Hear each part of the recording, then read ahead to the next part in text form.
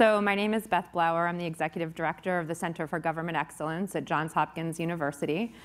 We are a new center on campus that was launched as part of the Bloomberg Philanthropies What Works Cities initiative.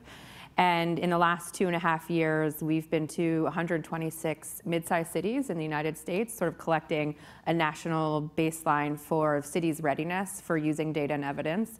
And we've been providing technical assistance into those cities as part of that initiative, helping mayors and city managers understand how to value data, how to connect it to outcomes, how to think about data from the perspective of the things that are most important to people that live in their cities and also that are managing their cities. And when I think about a smart city, I think about people like your mom and my mom, but I also think about people like my fellow residents in the city of Baltimore. And when I think about sort of what a good solution looks like, I think about government using data as a way to bring people together, as a way to bridge divides that have been historically sort of exacerbated by policy and by the way that actually data has been collected and used to support decision making.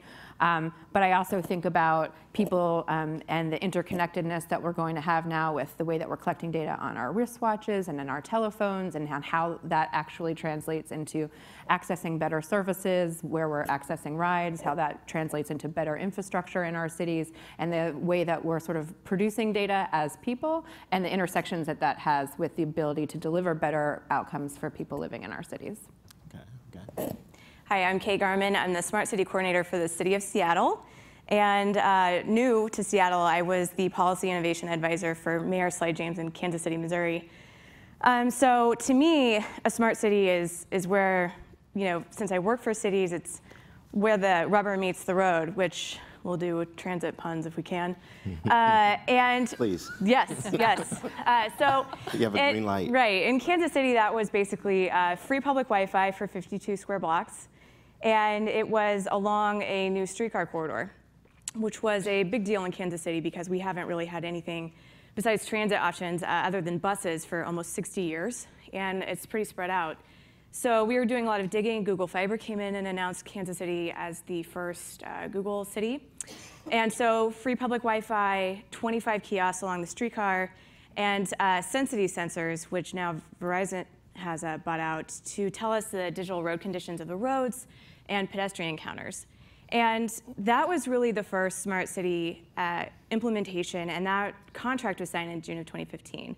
And so we're still learning lessons learned from that implementation in Kansas City. And Seattle, there are several projects going underway right now, but really it's how we use data to change how the city operates. And there are two audiences, in my opinion, for Smart City. It's one, it's the people inside your city hall and your staff and how you change daily operations. And the second are the people in your right-of-way, your residents and your visitors. How can you better their experience and make things operate more smoothly to them, really in a way that they probably don't even notice. Like their trash is always picked up, their bus arrives on time, they know what bus to take. So we're working on how to implement data in a really efficient manner throughout the city, and it's working with people and organizations like at both of my sides on how we can make data integrated into the culture of a city.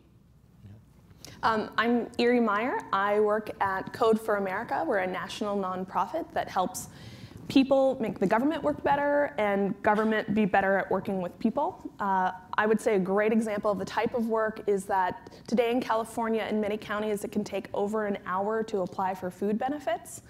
And we have built a tool to help people apply in less than 10 minutes. When we were beta testing it, part of the way that they knew it would be successful was that the frontline workers that were enrolling people who were part of the beta would continue to use it even after our visit was gone, because it was just so much faster and easier to help people. My mother, because she's part of my life, just so everyone knows, is a county official where I'm from, and she works on a computer called a Compaq 386. That's a computer a little bit older than me. So when we talk about the transformation of cities or counties, sometimes eyes like hers can glaze over. It can seem inaccessible. It can seem something that a wealthy city can do, something where you have people on staff who can fix this for you.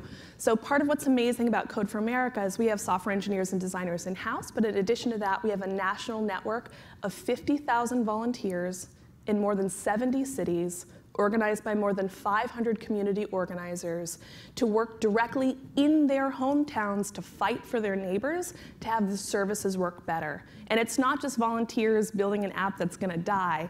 It's software engineers who are asking, why are my neighbors suffering through conditions that are unacceptable, convening technologists, but designers, advocates, and city leaders who maybe have never met an engineer before, can go to a local meetup in their own town, surrounded by their neighbors, and work on something together. And to me, a smart city is one that begins work centered on the resident and ends work centered on the resident. Sometimes when we talk about data, when we talk about technology, it can seem something that somebody else does, somebody technical or somebody who is good at design does.